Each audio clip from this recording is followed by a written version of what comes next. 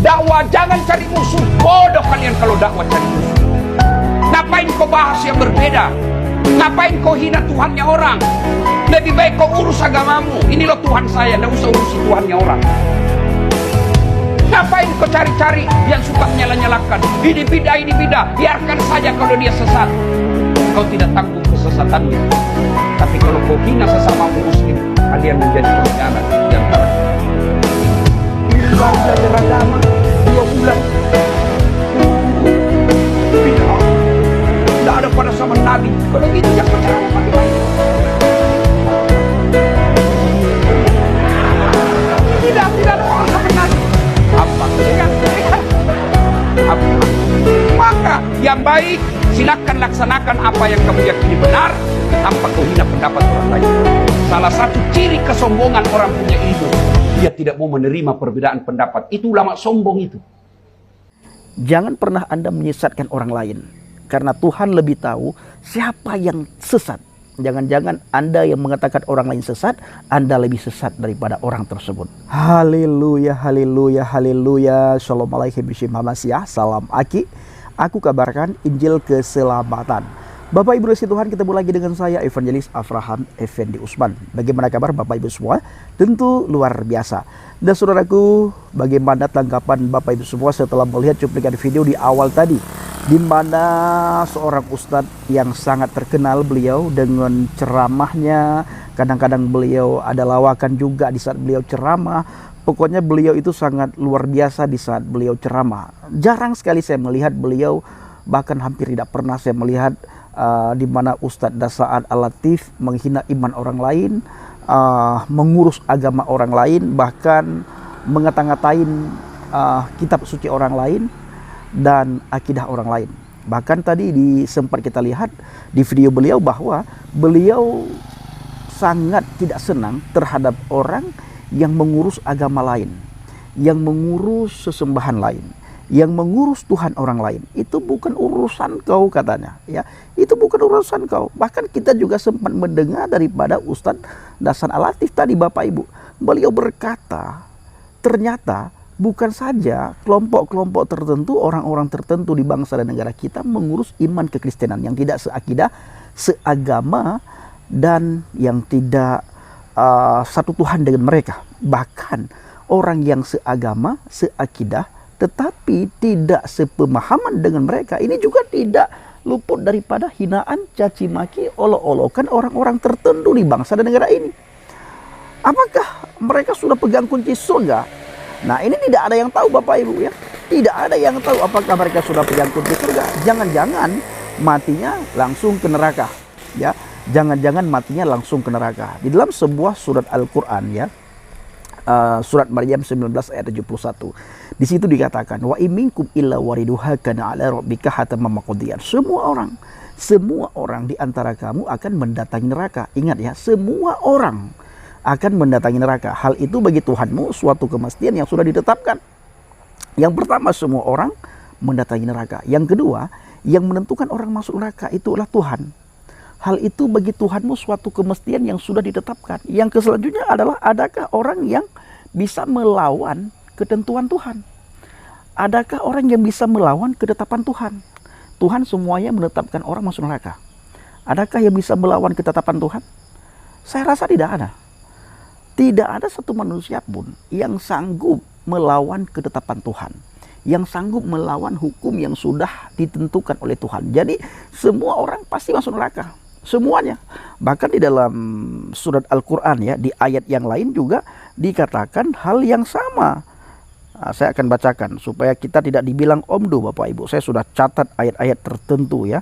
Dalam surat At-Taha ayat 74, di situ dikatakan, innahu mayyati rabbahu mujriman fa inna lahu jahannam la yamutu fiha wa la yahya. Artinya, sesungguhnya barang siapa datang kepada Tuhannya dalam keadaan berdosa, barang siapa datang kepada Tuhannya dalam keadaan berdosa, maka sesungguhnya baginya neraka jahanam. Ia tidak mati di dalamnya dan tidak pula hidup di dalamnya. Bapak Ibu, adakah manusia di muka bumi ini yang tidak berdosa? Tidak ada. Semua manusia pasti berdosa. Semua manusia pasti melakukan kesalahan. Semua manusia pasti melakukan kesilapan. Kemana orang berdosa? Ke neraka. Berapa lama? Di neraka, selama-lamanya. Ya, selama-lamanya di neraka. Dikatakan dalam surah An-Taha ayat 74. Innahu mayyati rabbahu mujriban fa inna lahu jahannam la yamutu fiha wa la yahya. Sesungguhnya barang siapa datang kepada Tuhannya dalam keadaan berdosa, barang siapa datang kepada Tuhannya dalam keadaan berdosa, maka sesungguhnya baginya neraka jahanam. Ia tidak mati di dalamnya dan tidak pula hidup di dalamnya. Nah, pertanyaannya seperti saya katakan barusan, adakah manusia yang tidak berdosa? Berarti semua manusia datang kepada Tuhannya dalam keadaan berdosa. Dan siapa saja di antara manusia yang datang kepada Tuhannya dalam keadaan berdosa, maka orang tersebut berada di dalam neraka jahanam. Orang tersebut tidak mati di dalam neraka dan orang tersebut tidak pula hidup di dalam neraka. Bagaimana keadaan orang di dalam neraka? Silakan Bapak Ibu semuanya simpulkan sendiri bagaimana keadaan orang di dalam neraka. Nah, kembali lagi kepada pokok pembahasan apa yang disampaikan di awal video tadi oleh Ustadz Dasar Al-Latif, ya. Di dalam surat An-Nahl, di situ dikatakan Bapak Ibu, ud'u ila sabili rabbika bil hikmah wal mau'izatil hasanah wajadilhum billati hiya ahsan. Inna rabbika huwa a'lam biman dhalla an sabilih wa huwa a'lam bil muhtadin. Artinya, serulah manusia ke jalan Tuhanmu dengan hikmah dan pengajaran yang baik, serta debatlah mereka dengan cara yang lebih baik. Sesungguhnya Tuhanmu dialah yang paling tahu siapa yang tersesat dari jalannya, dan dia pula yang paling tahu siapa yang mendapat petunjuk. Saya akan ulangi Bapak Ibu. Ud'u ila sabili rabbika bil hikmah wal mau'izatil hasanah wajadilhum billati hiya ahsan. Inna rabbaka huwa a'lamu biman dhalla an sabilih wa huwa a'lamu bil muhtadin.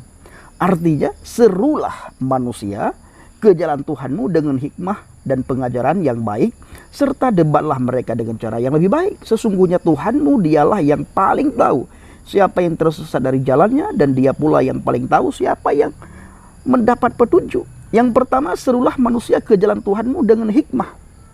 Yang pertama-tama adalah kamu harus mengajak orang. Kalau kamu berdakwah, ajaklah orang dengan cara baik, dengan sopan, tanpa perlu menghina agama orang tersebut, menghina kepercayaan orang tersebut, menghina akidah orang tersebut, dan menghina kitab suci orang tersebut. Ya, serulah dengan hikmah, tanpa perlu menghina, tidak perlu menghina. Tetapi kita melihat hari-hari ini Bapak Ibu di media sosial, kita bersyukur adanya media sosial. Kita bisa melihat bagaimana cara mereka berdakwah, bagaimana mereka di saat berdakwah tidak segan-segan mereka menghina, mencaci maki sesembahan yang tidak mereka sembah, iman yang tidak mereka ikutin, tidak segan-segan mereka caci maki, tidak segan-segan mereka hina. Nah, lalu dikatakan juga pengajaran yang baik, serta kalau memang kalian ada yang berdebat dengan orang Kristen, ada yang berdebat dengan orang yang tidak seiman, ada di antara kalian yang berdebat dengan orang yang tidak seagama dengan kalian. Nah, di situ dikatakan apa? Mereka dengan cara yang lebih baik. Ya, debatlah mereka dengan cara yang lebih baik, bukan dengan cara caci maki, bukan dengan cara hinaan, bukan dengan cara cacian, bukan dengan cara makian. Debat dengan cara yang baik, debat dengan cara lemah lembut, dengan penuh keikhlasan. Kalau ingin mengajak orang supaya orang percaya kepada agamamu, masuk ke agamamu, percaya kepada kitabmu, dan percaya kepada Tuhanmu, ajaklah dengan baik. Kita ini dikenal dari buahnya. Kalau kamu belum apa-apa sudah mencaci maki Tuhan orang lain, menghina kitab orang lain, orang akan bertanya, kalau saya masuk ke agama dia, nanti saya lebih parah daripada dia. Dan dibuktikan, kita melihat hari-hari ini Bapak Ibu, ya, kita lihat hari-hari ini apa yang terjadi. Orang Kristen yang sudah masuk ke agama mereka, hampir semuanya, rata-rata kita melihat timbul caci maki, timbul hinaan, timbul fitnahan terhadap imannya yang lama, terhadap akidahnya yang lama. Seperti Augustan, almarhum Augustan, masa beliau di dalam agama Kristen, beliau tidak pernah menghina agama lain. Beliau tidak pernah menghina dan mencaci maki sesembahan lain. Beliau tidak pernah mengatakan holol doroh orang yang tidak seagama dengan beliau. Tidak pernah sekalipun. Tetapi begitu beliau sudah menyangkal iman percayanya kepada Yesus, sudah masuk ke agama yang beliau anut sebelum beliau meninggal, ya, menjadi mu'alaf istilahnya, timbullah kebencian, iri hati, dengki, sifat amarah, bahkan tidak segan-segan beliau ingin membunuh, ingin menghalalkan darah orang lain. Ada 3 ternyata orang yang beliau katakan wajib dibunuh. Yang pertama sekali Bapak Pendeta Risuli Lubis, yang kedua Pak Paul Zhang, yang ketiga Bang Andre Tunggal. 3 orang ini pernah dicaci maki secara luar biasa oleh almarhum Agustan. Bahkan 3 orang ini bukan saja dicaci maki, dihina, diancam dengan kata-kata yang tidak pantas diucapkan oleh orang yang mengaku mendapatkan hidayah. Nah, saudaraku dikasih Tuhan, kita ini dikenal dari buahnya, ya, dari buahnya, dari perbuatannya, dari perkataannya, dari hidup kita, dari tingkah laku kita. Orang akan melihat adab, sopan santun, akhlak, budi pekerti kita. Itu yang orang lihat. Maka bila adab kita tidak baik, sopan santun kita tidak ada, akhlak kita tidak ada, orang tidak akan mau mengikuti apa yang kita sampaikan. Tidak akan mau, kecuali dengan cara uang. Kasih uang yang banyak, sehebat apapun Anda mencaci maki orang tersebut, ada oknum-oknum tertentu yang mau. Yang penting dikasih uang. You mau caci maki, you mau menghina, adab you tidak ada, akhlak you tidak ada, yang penting you kasih uang kepada orang tertentu, orang itu pasti mau mengikuti apa yang you sampaikan. Tetapi bila tidak, ya, orang itu enggan. Karena orang itu berpikir, kalau aku mau mengikuti ajaran dia, mau mengikuti ajakan dia, mau mengikuti agama dia, aku nanti lebih parah daripada dia. Pastinya. Karena ada istilah, bila guru kencing berdiri, maka murid kencing berlari. Ini ada istilah. Dan istilah ini, peribahasa ini, banyak kita lihat kenyataan di lapangan. Guru kencing berdiri, murid pasti kencing berlari. Adab seorang murid sudah pasti tidak ada. Kenapa? Karena dia melihat ikon. Ya, dia melihat mentornya. Bila mentornya, gurunya, yang pembimbing dia, yang membimbing dia tidak punya adab, tidak punya akhlak, otomatis orang yang dibimbing tidak punya adab, tidak punya akhlak. Sekalipun orang itu berilmu, tetapi akhlaknya, secara akhlak, adab, budi pekerti, orang itu sudah pasti tidak ada. Kenapa? Karena dia lihat mentor dia setiap hari menghina, mencaci maki, mengolok-olok. Ya, kita banyak sekali melihat hari-hari ini di media sosial bagaimana oknum-oknum tertentu mencaci maki secara membabi buta, menghina secara membabi buta, mengolok-olok iman kekristenan secara membabi buta. Itu ada. Ditangkoi tidak ada ditangkoi. Tetapi bila yang terjadi dari pihak agama lain, dalam waktu 24 jam pasti ditangkoi, pasti. Kenapa? Karena ada yang melapor. Begitu ada yang melapor, didesak, lalu tidak lama ditangkoi. Tapi bila dari pihak mereka kita lapor, oh ada oknum-oknum tertentu, Bapak Ibu, mu'alaf yang sudah dilaporkan itu sampai hari ini masih bebas berkeliaran di media sosial. Nah ini, jadi kita kembali ke apa yang disampaikan oleh Ustadz Dasan Al-Latif. Ya, beliau sangat mengecam keras terhadap mereka yang suka menghina sesembahan lain, Tuhan orang lain, dan yang suka mengurus ataupun mengkafir-kafirkan orang yang seiman dan menyesat-nyesatkan orang yang tidak sepaham dengan orang tersebut.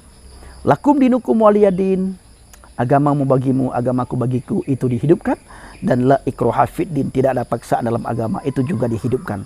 Dan kata Al-Quran sebagaimana yang sudah saya bacakan tadi, kalau Anda mau berseru, mengajak orang ke jalan yang benar, mau berdakwah ataupun mau berdebat dengan orang yang tidak seiman, seakidah, seagama dengan Anda, maka serulah dengan baik, dengan penuh hikmat, dengan ilmu, dengan adab, budi pekerti, sopan santun. Dan kalaupun Anda berdebat, berdebatlah dengan baik, tanpa perlu menghina, mencaci maki. Karena Tuhan lebih tahu siapa yang sesat. Jangan-jangan Anda nanti yang sesat, ya. Jangan-jangan Anda yang paling sesat di antara orang yang sesat. Saya ulangi, jangan pernah Anda menyesatkan orang lain. Karena Tuhan lebih tahu siapa yang sesat. Jangan-jangan Anda yang mengatakan orang lain sesat, Anda lebih sesat daripada orang tersebut. Terima kasih, kiranya video singkat ini menjadi berkat bagi kita semuanya. Assalamualaikum Bishop Hamasiah, salam Aki. Aku kabarkan Injil keselamatan. Bapak Yahweh Bishop Adoda Yesus Hamasiah, Berwah Kodes memberkati kita semua. Haleluya, amin, salam murtadin. Saya mengucapkan terima kasih banyak kepada Bapak Ibu selalu mendukung pelayanan Habaget, baik melalui doa, dana, motivasi maupun support saudara.